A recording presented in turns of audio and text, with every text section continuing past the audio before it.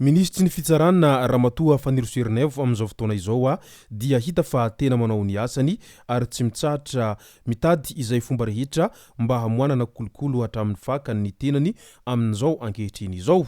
Ka ny pitsopitsony mahakasika an'izay ny fakafakena amintsika atao anatin'ity vidéo ity ka manasantsika rehetra anaraka an'ity vidéo ity hatramin'ny farany.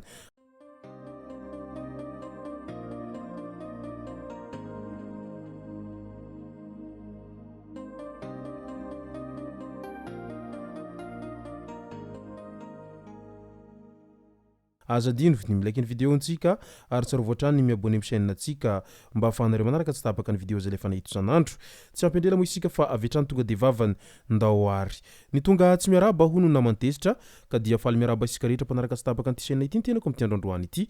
Arakan'izay efa natsipiko zay dia ny mahakasika ny Ramatoa ministry ny fitsarana amin'izao fotoana izao tsy iza moa izay fa Ramatoa Fanirisoa Ernaivo no tena iompanan-tsika atao anatin'ity vidéo ity. Fa milohan'izay dia andao aloha resantsika ireto tsara ho fantatra manaraka ireto. Taranja karate i Madagasikara no hampiatrano ny fiadina ny amboarany Afrika GASY Junior 2024 ho tanterahana ao Antananarivo amin'ny 7 hatramin'ny 13 septambra 2024 ny fiadina ny amboarany Afrika sokajy GASY Junior 2024 nankatoavina nandritra ny fivoriany komity ny mpanatanteraka ny Union des Fédérations Africaines de Karaté izany izay natao tamin'ny 20 aogositra 2024 lasa teo iny ny fangatahan'ny Fédération malagasy ny Karaté hampiantrano ifaninanan'io no antony izany rehetra izany.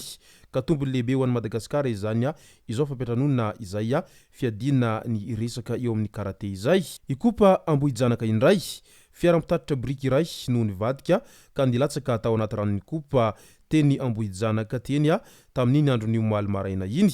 Tsy nisy ny naratra na niainana fohy ary misintona ilay fiarabe ao anaty rano ny manodidina tamin'iny andron'io omaly iny taorian'izay filatsahany tao anaty rano izay. Distrikany Tsiohombe sokatra Miasa 520 izay nentina tamina bisikileta no sarona tany antoerana tany. Ny 9 Desambra 2024 lasa teo nahazo antso izay fanerana ny torture sanitaire tao Tsiohombe mikasika ny fisin'olona izay mitondra sokatra nandalo tao amin'ny fokontany Agnaviavy Ambony commune Ankilivalo distrikany Tsiohombe. Tratehaka tany antoerana ny lehilahy iray izay niaraka tamin'ny sokatra 520 rehefa nijery ny zavanisy ny mpitandro ny filaminana tany antoerana tany.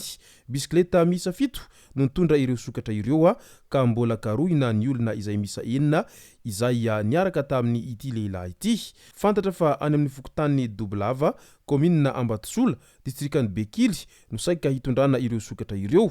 Efa misy moa ny laharana maintso izay 527 antsoina raha toa ka misy mahita trangana fitaterana harena voajanahary antsokosoko tahaka an'izao. Tribonaly anosy indray na vita fianianana ireo expert comptable et financier izay misa 20 mitanterahana tamin'ny lapan'ny fitsarana anosy ny lanonana izay fianianana nataon'izy ireo tamin'iny androny omaly iny. Izy reto izay hanana andraikitra lehibe eo amin'ny fitatanana arabolan'ny orinasa amin'ny mahampanolo-tsaina akaiky an'ireo mpitantana azy ireo sy amin'ny fandraisana anjara amin'ny sehatra maro samihafa momba ny konty sy ny hetra. Vidintsoloka indray nahitana fiakarana avokoa ny vidintsoloka nanomboka tamin'ny 5 Desambra 2024 iny. Lasantsy lasa 70 sy 10,000 izany hoe niampy 10 ariary izany raha 90 sy 10,000 ariary izy teo aloha. Gazoal lasa 90 izany hoe niampy 10 ariary ihany koa raha toa ka 50 sy 400 ariary izany teo aloha.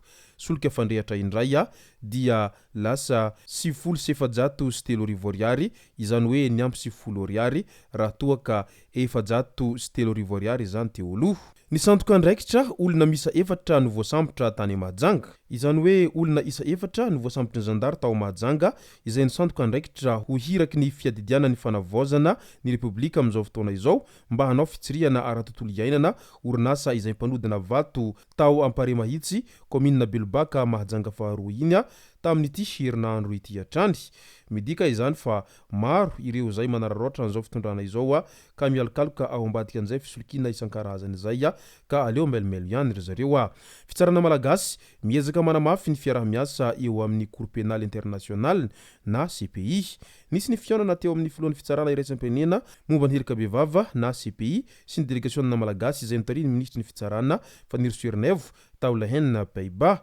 Ankoatra ny fanamafisana ny fiarah-miasa eo amin'ny Madagasikara sy ny CPI indrindra eo amin'ny lafiny ady heloka bevava dia efa naloran-dramatoa ministra Sosikevitra nandritra ny fandraisam-pitenenana teo anoloan'ny CPI ny mikasika ny fifehezana tsy ara-dalàna ny fahefam-panjakana na ny hoe capture d'état teo ihany koa ny fampizarana ara-teknika ho fampiroboroboana ny rafitra ara-pitsarana fitsarana malagasy sy suisa indray nisy ny fionana teo amin'ny ministry ny fitsarana malagasy Fanirisoa Ernaivo sy ny ministry ny raharaham-bahiny sady sekretara-panjakana eo anivon'ny fitsarana Suisse Perez. Ankoatra ny fanamafisana fiarah-miasa eo amin'ny firenena roa tonta voaretsaka tamin'ny fionana ihany koa ny fanamorana ny fanakalozana mpiasa sy ny mpianatra malagasy any Suisse. Ny fanaiky ny fanjakana roa tonta ny amin'ny fanagazana ireo fananana sy konty any Suisse anireo teratany malagasy izay voakasiky ny raharaha maloto amin'izao ankehitriny zao.